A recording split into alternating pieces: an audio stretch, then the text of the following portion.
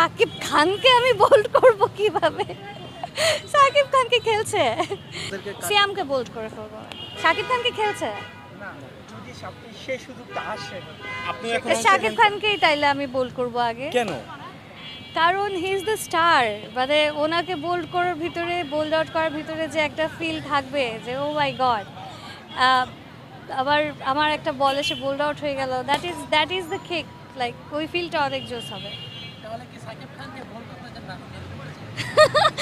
আপনি কিন্তু টপিক পেয়ে গেছেন তাই না? বুঝতে পারছি আপনাদের হেডলাইন কি যাবে না। সাকিব খান, সিয়াম, শরীফুল রাজ সবাইকে বোল্ড করতে চাই আমি।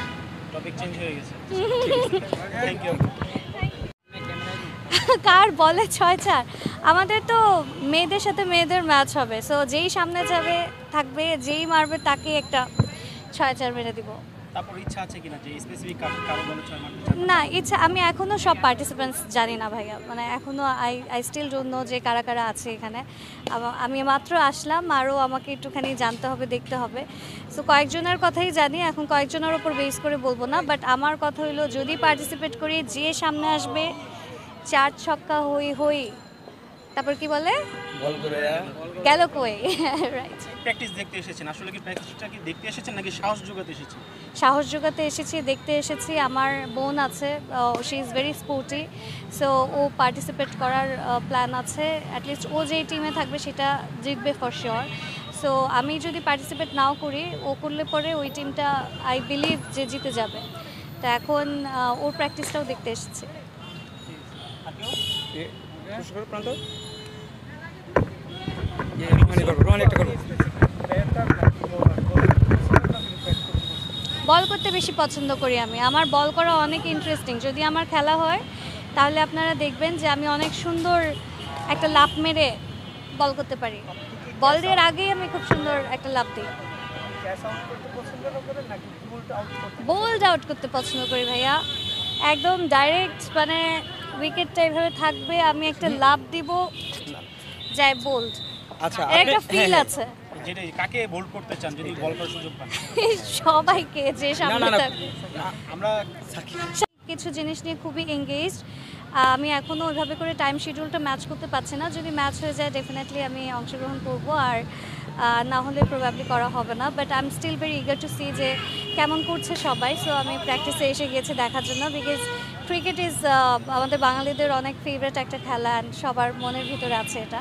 So whenever there is cricket, especially when it's celebrity cricket league, আমরা সবসময় এটার সাপোর্টে থাকি আর এগিয়ে থাকি। So I am here.